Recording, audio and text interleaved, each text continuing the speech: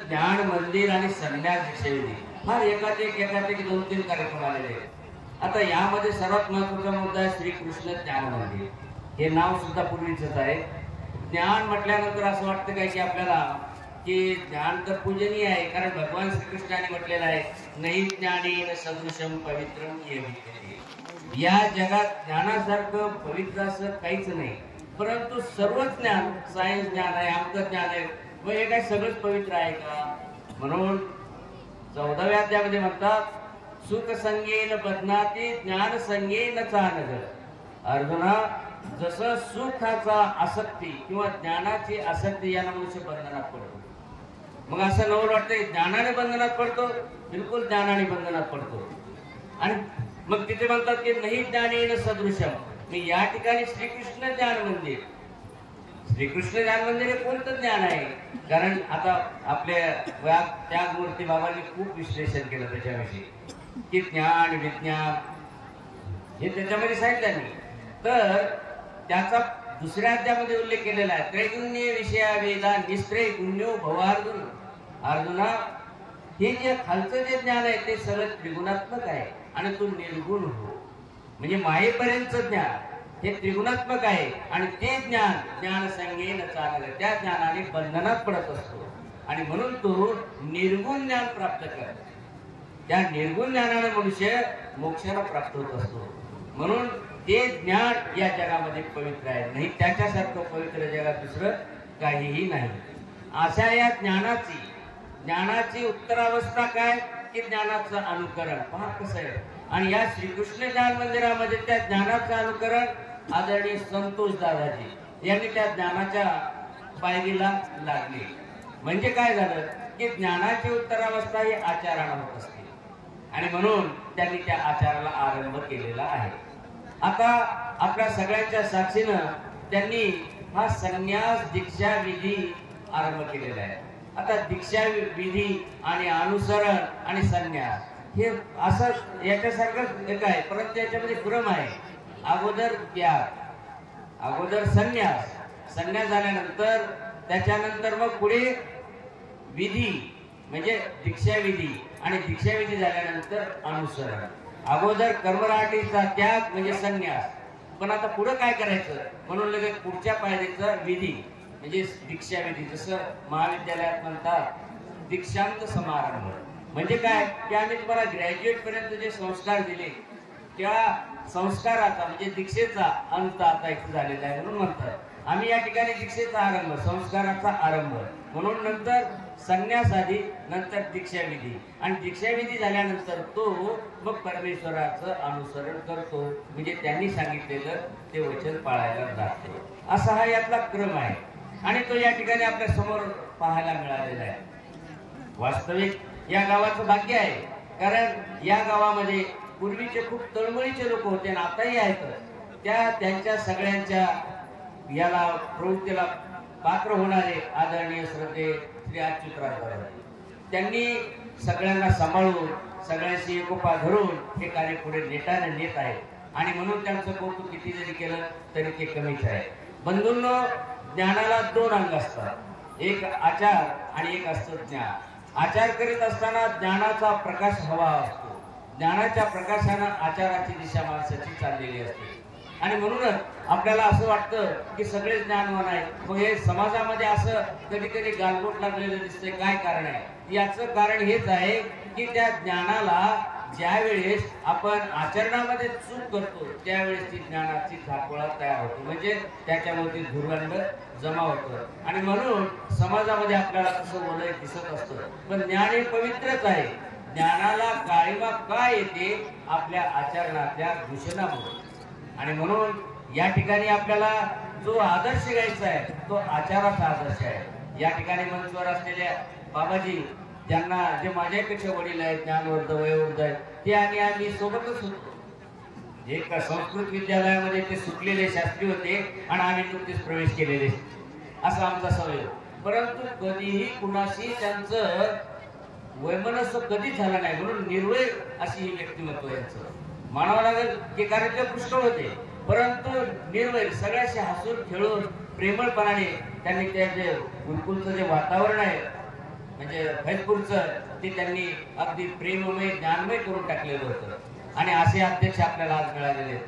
बंधूंनो, या ठिकाणी सभेमध्ये एकेका व्यक्तीकडे एक आहे, बहुरत्न वसुंधरा. इथे एकेकाकडे एक गुण आहे, पण फक्त गुण घेता आला पाहिजे. कारण घ्यायचं काय असतं, गुण घ्यायचे असतात. बऱ्याच वेळेला आपल्याला काय होतं की सुचत नाही काय करावं आणि मग आपण काय करतो, नको त्या बाजूकडे जात असतो. वास्तविक या जगामध्ये सगळेच जीव परमेश्वराला उद्धारायचे आहेत, सगळेच जीव उद्धारायचे आहेत, म्हणून सगळ्याच जीवावर परमेश्वराचं प्रेम आहे. परंतु काही जीव प्रतिकूल असतात, काही अनुकूल असतात, काही कुसंस्कारी असतात, काही सुसंस्कारी असतात. तरीही परमेश्वर समभावनेने राहतो. आणि म्हणूनच हे सर्व आचार करीत असताना जी गोष्ट आपल्याला पथ्य पाळायची असती ती पथ्य म्हणजे की आपण गुण घेता घेता न जाणो कधी कधी चुकून दोषाकडेही जाऊ आणि दोषाकडे जर गेलो तर आपलं पतन निश्चितच होत असतं. म्हणून भगवान श्रीकृष्ण म्हणतात, ध्यायेतो विषयांकुश संगस्तेषुपजायते. जेव्हा मनुष्य एखाद्या गोष्टीचा विचार करतो, जर सद्गुणांचा विचार केला तर तो पुढे पुढे पुढे सरकत जातो. पण विषयांकुश जेव्हा तो विषयाचा दोषाचा विचार करतो त्यावेळेस मात्र त्याला आसक्ती निर्माण होत असते. आणि संगात संजायते काम. संगामुळं हळूहळू वासना निर्माण व्हायला लागते आणि त्यानंतर कामात क्रोधो भिजायते. त्या वासनेची पूर्तता कधीच होत नसते आणि म्हणून त्यामुळे काय होतं, मनुष्याच्या ठिकाणी त्याचं रिॲक्शन तयार होत असतं आणि हळूहळू मनात क्रोध उत्पन्न होत असतो. तो वेगळ्या शब्दातून, कुटील शब्दातून व्यक्त केला जात असतो. आणि म्हणून आपले शब्द हे शस्त्र आहे, तर त्यासाठी शब्द कसे वापरायचे असतात हे शिकावं तर आमच्या नांदेडकरांना लागेल. म्हणजे त्यांच्या वाणीमध्ये ती बोलण्याची जी भाषा असते ती भाषा ती लक्षात येते. आणि म्हणून असं म्हटलंय, कामात क्रोधो भिजायते. क्रोध हा जवळ समोह. आणि ज्यावेळेस मनुष्याचा क्रोध अनावर होतो त्यावेळेस तो संमोहित होतो आणि हळूहळू आपल्या ज्ञानाकडून तो दूर जायला लागतो. संमोहात स्मृती विभ्रम. संमोह झाल्यानंतर माणसाची स्मृती जी असते, अरे हा व्यक्ती कोण आहे, पुढचा काय आहे. जसं दारूच्या नशेमध्ये मनुष्य लहान लेकरालाही मारून बसतो आणि नंतर मग त्याला वाटतं हे काय केलं, कारण तो नशेमुळे मोहित झालेला असतो. तसं समोहात स्मृती विभ्रम. समूहामुळे त्याची स्मृती भ्रमिष्ठ होऊन जाते आणि स्मृती भ्रंशात बुद्धिनाशो बुद्धिनाशात प्रणश्य. भगवान श्रीकृष्णाने एवढा इशारा दिला की बंधूंनो, तुम्ही तुमची बुद्धिनाश होईपर्यंत तेवढ्या स्तराला खाली जाऊ नका. जेव्हा त्या स्तराला आपण पोहोचतो त्यावेळेस मग बुद्धिनाशात प्रणश्य. तर असं न व्हावं त्यासाठी आपल्याला गावामध्ये एकांत विचार सत्वस्थता निर्माण होण्यासाठी मंदिराची गरज असते. मंदिरात आल्यानंतर आपण खरं संसारातल्या सगळ्या गोष्टींचा तिथे बाजूला ठेवून दरवाजात चप्पल सोडली, तिथेच त्या संसारातल्या गोष्टी बाहेर सोडून मंदिरामध्ये अगदी निर्मळ मनानं त्या परमेश्वराचं चिंतन करायचं असतं की जेणेकरून त्या सज्ञानाची आपल्यामध्ये वृद्धी होत असते. त्यासाठी मंदिराची गरज आहे. संसारामध्ये प्रत्येक जण त्रस्त झालेला आहे, तो गरीब असो वा श्रीमंत असो. गरीबाला आर्थिक चणचण भासते, परंतु श्रीमंताला आर्थिक अडचण नसते, परंतु त्याच्या वासना, त्याच्या आशा आकांक्षा, त्याच्या परिवारातील आशा याला तो इतका जखडल्या जातो. हे करू का ते करू, ते करू काही करून शेवटी त्रस्त होऊन तो मंदिरात येत असतो. म्हणजे जगी सुखी असा कोण आहे, एका कविकर्त्याने म्हटलेलं आहे, ती याच मुळे म्हटलेलं आहे. सुख जर मिळवायचं असेल तर ते सुख कोणतं सुख असावं, निर्गुण. कारण सुख संज्ञेने बदनाती.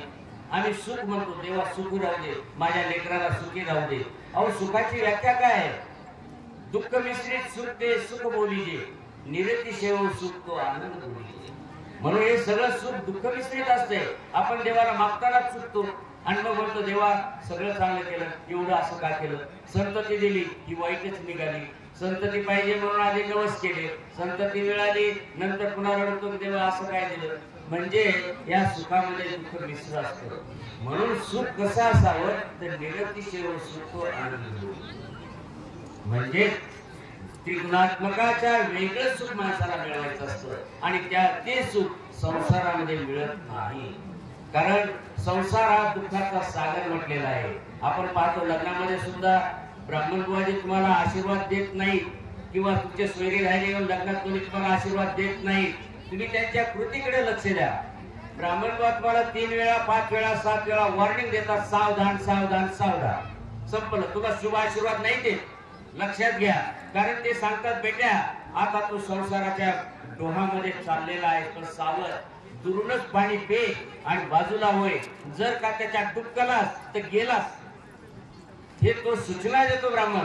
3 वेळा 5 वेळा 7 वेळा सावधान सावधान म्हणतो. परंतु त्यावेळेस आमची मती भ्रष्ट झालेली असते. तरुण स्त्री पत्नी असते जवळ, तिच्याकडे पाहून मुरक्या मुरक्या हसू वाटतंय. ब्राह्मण काय म्हणायला याच्याकडे लक्ष नसतंय. आणि मग जेव्हा संसाराच्या याच्यामध्ये मुडकं घालतो त्यावेळेस मात्र मग 2 बसले काय 4 बसले काय, आता तो संसाराचा गाडा वडावाच लागतो त्या बैलावर. तो वरून कोरडे मारतच राहतो आणि आपल्याला वडावाच लागतो.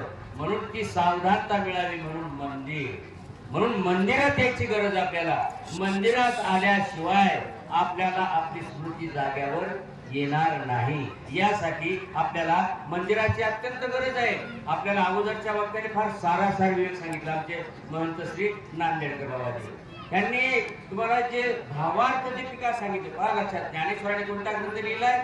भावार्थ दीपिका.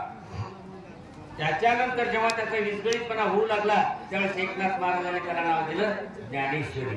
आणि म्हणून त्या ज्ञानेश्वरीचा तुमच्या समोर दाखला देऊन कसं जीवन जगावं, सारासार विवेक कसा असतो, किंवा हे महानुभाव ज्याला म्हणतात, हे महान अनुभव यश महानुभाव याचा अर्थ त्यांनी तुम्हाला व्यवस्थित सांगितलेला आहे. की लोकांमध्ये जो गैरसमज होतो की महानुभाव हे इतर देवी देवतांच्या मंदिराकडे पाहत नाहीत, आमचा अपमान करतात.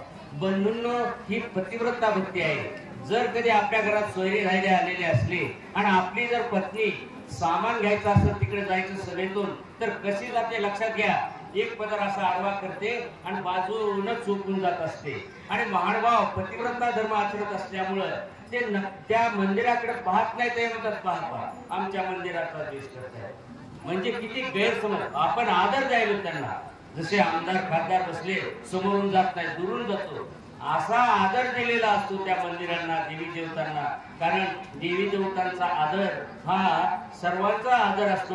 कधीही महानुभाव देवी देवतांचा अपमान करत नसतात, आदरच ठेवतात. पण भक्ती एकनिष्ठ करतात. जशी पत्नी देर भाया सासऱ्याचाही आदर करते, पण खेटून बसायचं असलं तर पतीच्या जवळ बसते. तसे महानुभाव सगळ्या देवी देवतांचा आदर करतात. परंतु तुला लक्षात येत नाही या देवी देवतांचा मान केला नाही, ते म्हणतात या आपला अपमानच केला.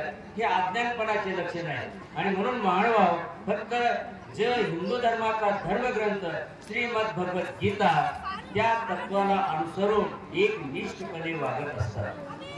कारण ज्यावेळेस शिकागोला जगातील सगळ्या धर्मांची बैठक झाली त्यावेळेस विवेकानंदांनी आमचा हिंदूचा धर्मग्रंथ म्हणून श्रीमद भगवत गीतेला सुरू केलेलं आहे.